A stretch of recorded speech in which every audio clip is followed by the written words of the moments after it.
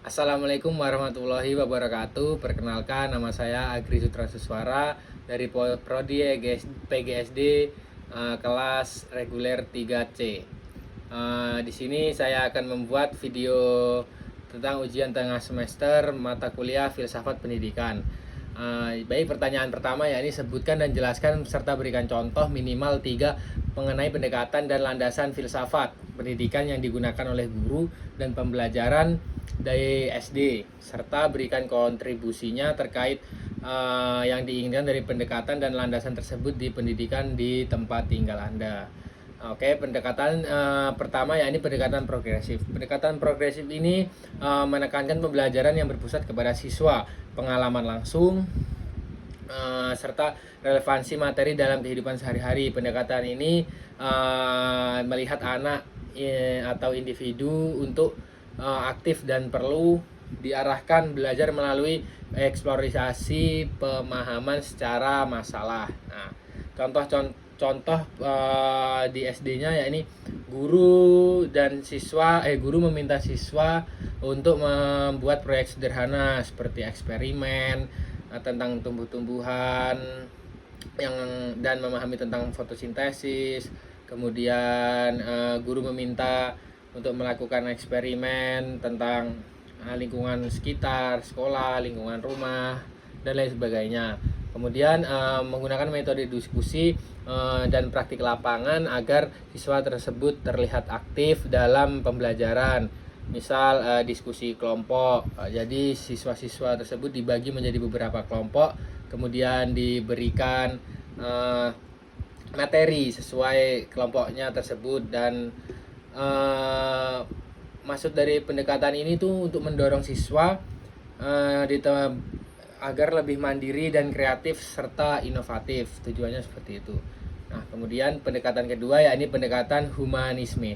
Nah, pendekatan ini berfokus pada individu atau potensi individu siswa secara holistik, termasuk tentang emosional, sosial, spiritual, dan humanisme ini menekankan kepada siswa bahwa pendidikan itu harus memanusiakan siswa, mengutamakan rasa empati, kemudian karakter positif, dan lain sebagainya. Nah, contoh-contohnya di SD itu tuh seperti guru mengajarkan nilai-nilai kerjasama, nilai-nilai kejujuran, rasa hormat kepada orang yang lebih tua, melalui permainan atau kegiatan berbasis cerita.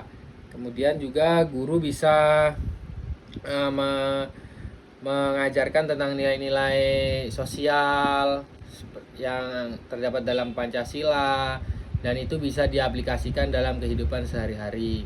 Kemudian guru bisa memberikan perhatian khusus kepada siswa-siswa tersebut untuk yang mengalami kesulitan belajar, untuk meningkatkan rasa percaya diri mereka supaya bisa berdiskusi dan tidak malu-malu lagi, dan belajarnya lebih efektif, lebih terbuka, kemudian lebih percaya diri lah untuk tampil di depan kelas atau di depan umum juga. Nah, juga pendekatan humanisme ini nih tujuannya agar menciptakan generasi atau mahasiswa yang peduli terhadap lingkungannya, gitu, supaya tujuannya ini siswa-siswa tersebut tidak acuh kepada lingkungan sekitar.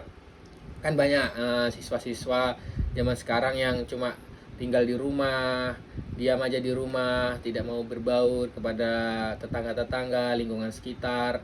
Nah, pendekatan ini nih mencegah itu semua agar siswa-siswa menjadi peduli terhadap sesama, terhadap lingkungan juga. Nah, yang terakhir ya, ini pendekatan realisme. Nah, pendekatan ini menekan atau mengapa ya namanya, menekan atau pokoknya merujuk lah bahwa pendidikan itu harus berbasis pada realistis objek seperti fakta yang diamati. Terus pendekatan ini juga mendorong siswa yang kita ajar itu untuk memahami dunia nyata seperti pengamatan, eksperimen, dia juga dilakukan pengalaman langsung, pokoknya secara real, langsung dilihat gitu. Nah, contoh-contohnya seperti yang ada di sini, seperti guru bisa mengajak siswa melakukan pengamatan ke pasar, seperti bisa tahu proses jual menjual, tukar-tukar barang, kemudian bisa memahami tentang pelajaran matematika dan ekonomi juga. Nah, itu bisa langsung terjadi dalam satu momen, yakni kita berkunjung ke pasar. Kemudian juga pembelajaran sains itu bisa juga dilakukan untuk melalui eksperimen-eksperimen kecil, seperti mengukur suhu air, suhu tubuh, terus mengenal macam-macam magnet yang min, magnet yang plus, gitu-gitu.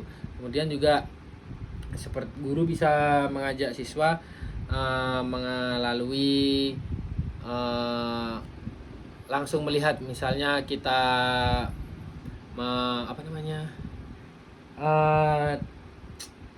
perjalanan alam gitu, menjelajah alam. Nah, bisa guru mengajak siswa untuk menjelajah alam sekitar, seperti biar tahu banyak jenis tanaman, biar tahu gimana bentuk awan, biar tahu gimana proses hujan. Pokoknya guru itu mengajak siswa langsung gitu, nyata, secara nyata, real, tidak ada cuma mengandai-andai di kelas. Misalnya, coba kamu bayangkan di luar sana hujan, nah gimana proses terjadinya hujan. Nah, itu pendekatan ini bukan seperti itu, tapi harus langsung terjun. Kalau memang lagi hujan, ya kita keluar kelas, lihat gimana proses terjadinya hujan, gitu-gitu dan lain sebagainya. Nah, pendekatan ini juga akan membantu siswa memahami kehidupan sehari-harinya secara logis dan ilmiah, mengerti kejadian-kejadian yang ada di sekitaran dalam kehidupan sehari-hari.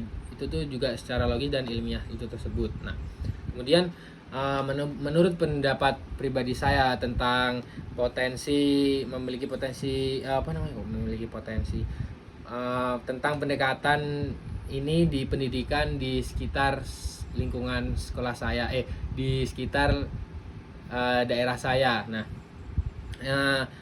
melalui pendekatan yang tadi, yang saya jabarkan 3 tadi, memiliki potensi besar untuk meningkatkan kualitas pendidikan, ya terutama ya di daerah saya. Nah, seperti dengan adanya bisa meningkatkan kompetensi siswa gitu. Siswa bisa menjadi lebih kreatif, bisa lebih menjadi inovatif, bisa berdaya saing, ya bisa lebih berpikir kritis. Nah, itu penting untuk menciptakan generasi yang mampu menghadapi perubahan dunia di masa yang akan mendatang lagi. Karena di setiap masa yang akan mendatang, perubahan zaman itu tuh sangat cepat, dan generasi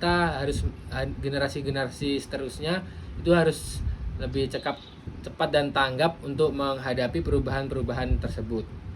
Kemudian bisa juga membangun karakter yang lebih baik. Nah, apalagi di pendekatan humanisme sangat relevan di masyarakat karena memiliki tantangan sosial, karena dapat mendorong anak-anak yang untuk menjadi individu yang lebih empati dan bertanggung jawab, dan tidak ada lagi introvert lah, dan pokoknya peduli kepada sesama, berempati, apalagi kepada teman-teman sebayanya. Itu sangat penting bagi pendidikan yang ada di sekitar daerah saya. Nah, kemudian di pendekatan realisme itu dapat meningkatkan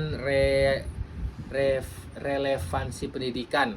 Nah, karena pendekatan realisme itu dan progresisme itu menjadikan pembelajaran lebih menarik dan bermakna, sehingga siswa tidak hanya menghafal tetapi juga bisa memahami dan menerapkan ilmu pengetahuan tersebut. Nah, menurut saya dengan adanya kombinasi 3 pendekatan yang saya jabarkan tadi, itu tuh memiliki peran yang sangat tinggi dan diharapkan untuk pendidikan di sekitar daerah saya ini diterapkan, karena tidak hanya tidak hanya bisa berorientasi pada hasil akademik, tetapi juga pembentukan karakter, pembentukan kemampuan praktis yang lebih relevan di kehidupan nyata, dan pembentukan karakter empati tersebut dan lain sebagainya. Nah, itu menurut saya tentang ini. Saya lebih dan kurangnya saya mohon maaf. Saya ucapkan terima kasih dan saya tutup. Wassalamualaikum warahmatullahi wabarakatuh.